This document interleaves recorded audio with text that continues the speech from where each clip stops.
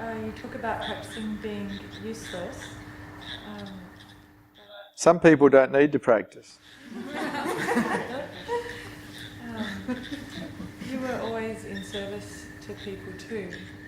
So how do you balance being in service but not creating a utility out of yourself? So we'd have to examine what does being in service mean to people. My idea of service was to lift everybody I met. And that can be with the way you say hello, the questions you ask, whether you smile at them or you don't smile at them. You don't have to run quickly to do that sort of service. Some people think it might be giving money or working at St. Vinny's, but how about a life of taking care of everybody by lifting everybody you meet? You don't have to run quickly to do that. For me, self-worth was always based on what I do for people, or or how I'm valued. Yeah. And I want to ask you a personal story of how did you find your self-worth not depending on what you do? I found a way to love myself, damaged as I was, broken as I was, and that began with self-acceptance.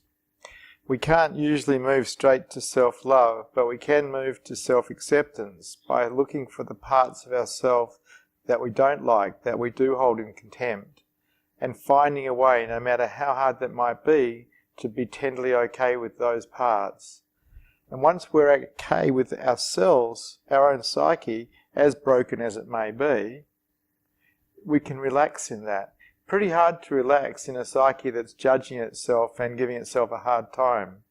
But when we can relax in our psyche with self-acceptance, self-love, self-respect and self-love arise. And it's very beautiful for that to occur. None of us got away with out getting low self-worth at school.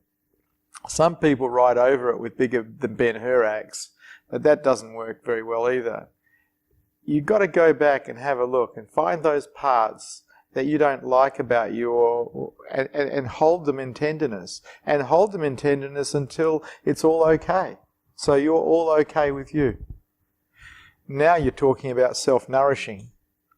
And this is very beautiful for you to do for yourself as a human being, because when you're self-nourishing, you actually start nourishing other human beings as well.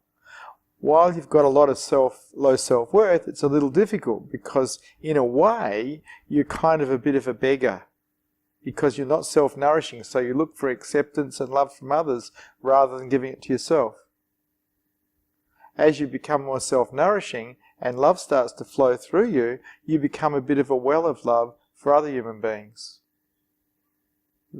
This is also very beautiful, but once again, you need to be able to slow down to do this. You can't do this quickly either.